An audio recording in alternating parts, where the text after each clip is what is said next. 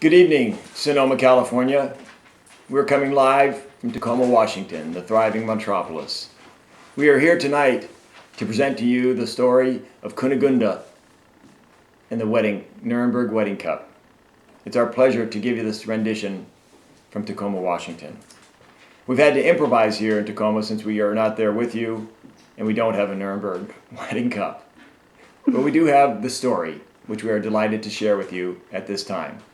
We're going to try to do this in one take, but we don't know quite how it's going to work out, so please bear with us. Once upon a time, there was a fair lass named Sonia with flaming red hair, and as often happens in fables and fairy tales, she fell in love with a dashing young prince. In this case, a not-so-young prince named John. John hailed from Tennessee, and Sonia from Kentucky. And when Sonia professed her love for this young man from Tennessee, her father, in the words of a man who's very similar to someone we hold very near and dear to our hearts, said, "Croc, over my dead body, she'll never marry a man from Tennessee." While it's good to listen to somebody who's a day older than you, who's a day smarter, it's stupid to marry somebody who's 10 years older than you are. Nevertheless, so therefore he banished not-so-young John from Colorado and told him he could not marry his daughter.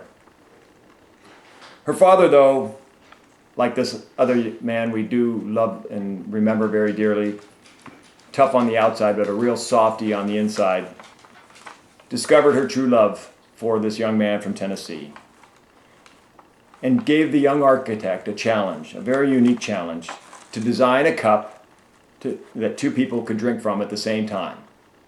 And if he could do so, then he could marry his daughter. Why such a weird challenge to design a cup that two people could drink from at the same time? I have no stinking idea. But it's a fairy tale, so go with it.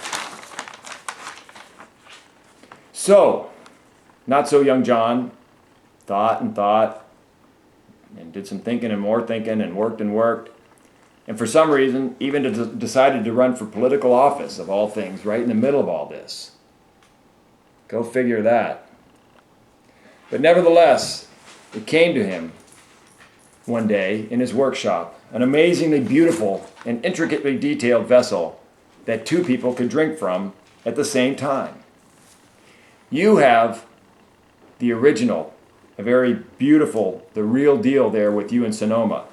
But today, we dug up the archives, we went back to his workshop, and we discovered one of the early prototypes of this cup that John was working on.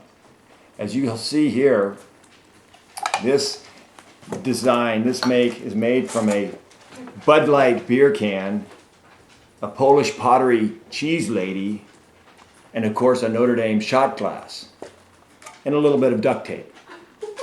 But here's how it works. You take the cheese lady and the Bud Light cap and you flip it upside down and you have a large drinking vessel. And with her arms extended holding up a smaller drinking vessel, in this case, a Notre Dame shot glass. Amazing. Voila! A cup that two people can drink from at the same time. But that's not all. There's more. There's more to the story. Tradition has it that as you fill the cup and the bride and the groom will drink from it at the same time, and whoever finishes first rules the roost. And as all of us Lovejoy men know, it's a foregone conclusion that you're going to lose. So Sonia, we know you will win. But at this point, it may be wise to pause for just a moment and allow you to charge everyone's glass with champagne, and then we'll come back and have the drinking contest.